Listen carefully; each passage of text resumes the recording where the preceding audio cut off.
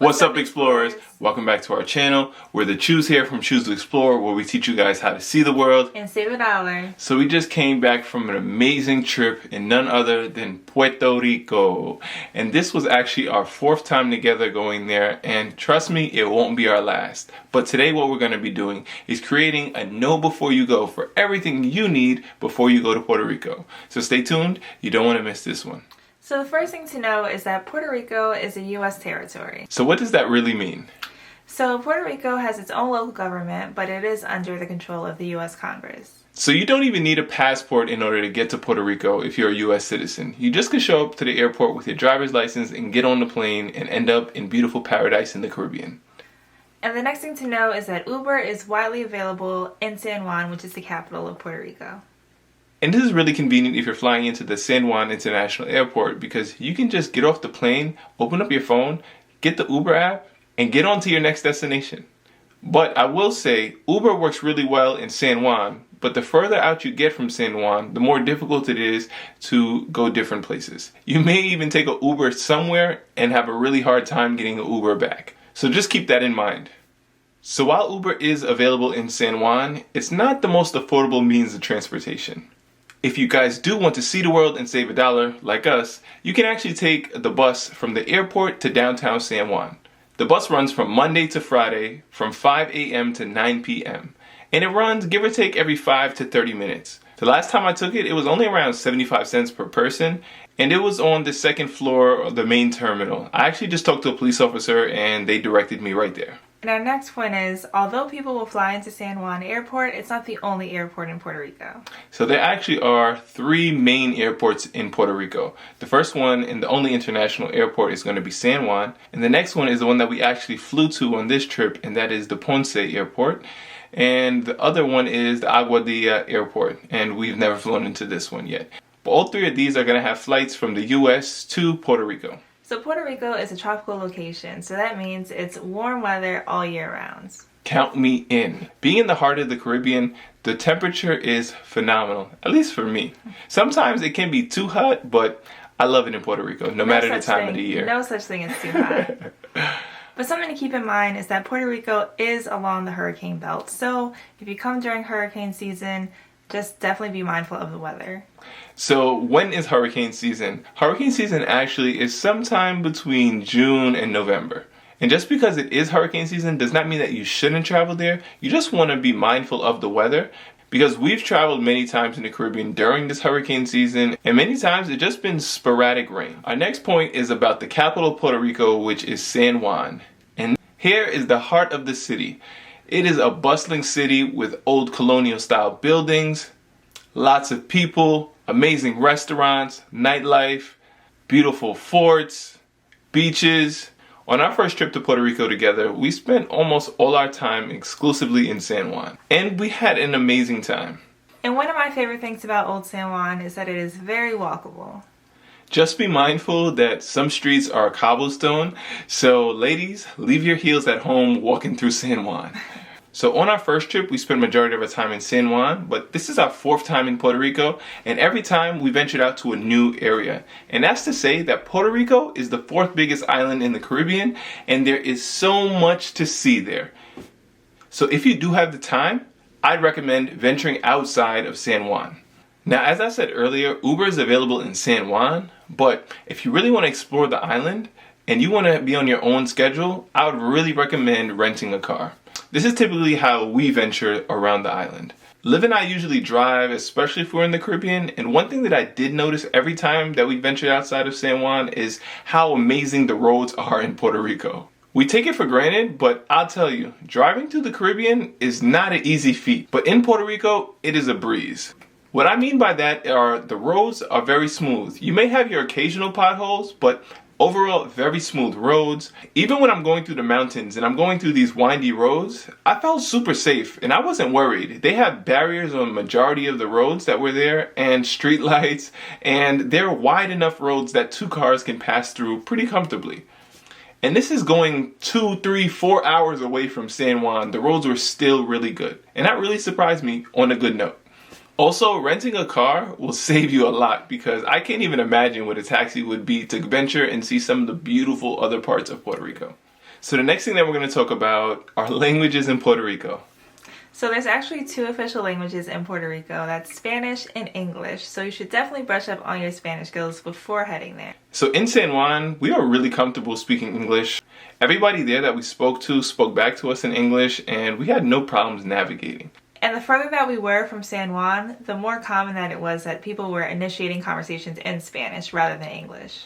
Now that doesn't mean that they didn't speak English, they just didn't start the conversation in English. I would say majority of the people that we did speak to were conversational in English, so if you don't speak any Spanish, you can still get around, but I would recommend brushing up on your Spanish when you do go to Puerto Rico.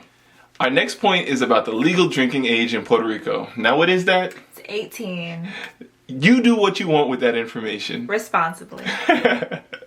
So with that lower drinking age, something that's really interesting is when you think about the Caribbean, you think about the beaches, you also think about what? Pina coladas. And guess what? Pina coladas were actually invented in Puerto Rico. So grab you one, or 2, or 3. You know what that means. Do what you want with that information. But pina coladas aren't the only great thing to have in Puerto Rico. Honestly, I love Puerto Rico because of the culture, the people, but not just that. The cuisine of Puerto Rico. So Puerto Rican cuisine has so many different flavors. And this really is a testament to the diversity of the people and the culture. Some of my favorite things are the tostones, the empanadillas, the maduro, but my favorite dish in Puerto Rico is the mofongo. And a lot of times they have a choice of the sauce. Sometimes you could have the red sauce or you could have the greenish white sauce, which is like the garlic one. My personal favorite is going to be that white green sauce, but you have a lot of different options. Some people also make mofongo with yuca instead of plantain, but it's your choice to do what you want with that. So our next point is about the currency in Puerto Rico. So in Puerto Rico, they use the US dollar, and that means you don't have to worry about foreign transaction fees or exchanging your currency. Very convenient for Americans. But the next point is going over cash or credit. So in many places you actually can use your credit card or your debit card, but it is good just to carry around cash because a lot of more local places may require you to pay with cash. One thing that I did note as well is that there are some places that did not take American Express, but I would say in the Caribbean that is pretty common as well. Also, keep in mind that tipping is expected. So another thing that Puerto Rico is famous for is actually their rum. And what rum is in Puerto Rico? Bacardi Rum. So one really cool activity is you can do rum tasting and have a tour in the Bacardi factory in Puerto Rico. There's a lot of different tour options that you can book on Airbnb Experience, Viator, or Get Your Guide. So just check those out if you guys want to do that as well. So when many people think about Puerto Rico, they usually just think of mainland Puerto Rico. But Puerto Rico is actually an archipelago and it's comprised of many different islands. So on our second trip to Puerto Rico, we actually drove to Ceiba. And from Ceiba, there's a ferry that you can take to get to the 2 main islands off of Puerto Rico. And that is going to be Vieques and Culebra. On that trip, we actually went to Culebra, and we are so happy that we did. The beaches there are our favorite beaches that we've ever been to in Puerto Rico. And it's commonly ranked one of the best beaches in the world. It has so many beautiful, amazing white sand beaches with crystal clear blue water. We actually snorkeled with some sea turtles there on our trip, and the thing that I love about it the most is it's unique because they have tanks on the beach as well.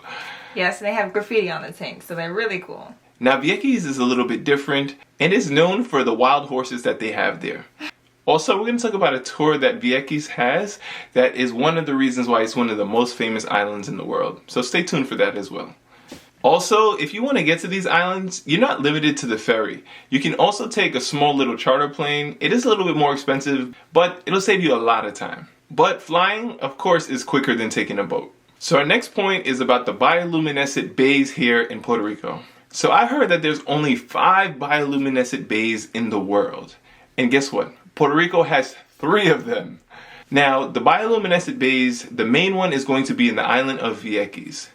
And this deals with the phytoplankton that are in the water. Which makes everything light up vibrant blue in the water. So I know many people do kayak tours in Vieques, and there when you paddle, you see the paddle glowing up in blue. And the best time to do that is actually when it's a new moon, because you want it as dark as possible to really observe the phytoplankton.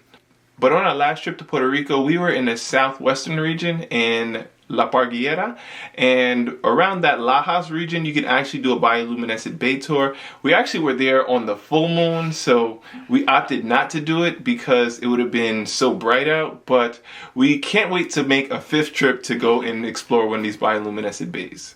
So next up, we're going to be talking about one of my favorite places in Puerto Rico, which is El Yunque. So El Yunque is a beautiful tropical rainforest and the only one in the U.S. forest system. It's about a 1-hour drive, maybe southeast from San Juan, so you could do an amazing day trip there with a tour guide, but we really loved driving there.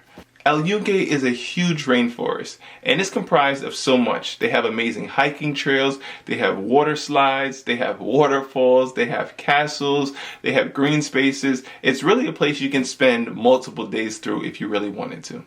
So next up, we're actually going to go over another really cool place to visit in Puerto Rico, and that's Loiza. So this is actually where they have the largest Black population in Puerto Rico, and I visited there on a previous trip. And it was really cool to see all about the culture and the history and a lot of the dancing, the bamba dancing.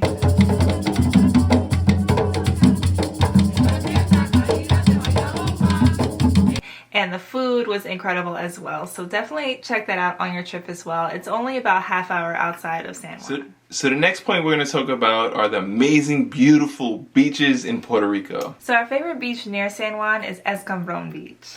And this is because a lot of beaches in San Juan are going to have really harsh waves and really choppy water. But Escambron is a beautiful paradise and you can actually get in and chill in the water.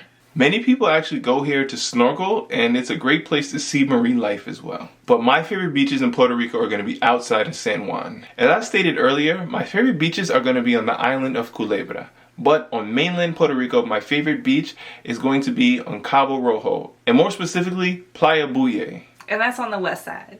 Now, Puerto Rico also has many beautiful waterfalls as well. So on our last trip, we went to central Puerto Rico and we visited Salto Current. And this was a beautiful double, maybe even a triple waterfall. And the best part about this one is that we had it all to ourselves. Now, I love that. My favorite waterfall in Puerto Rico is going to be Gazlandia. Now, this is maybe an hour and a half to 2 hours away from San Juan, but it's well worth it. What I loved about it is it's really no hiking. Like, you just walk down, and I would recommend going there really early because it does get really crowded, but it's a beautiful waterfall. And you can even jump off into the waterfall. Just be mindful that there are rocks below you.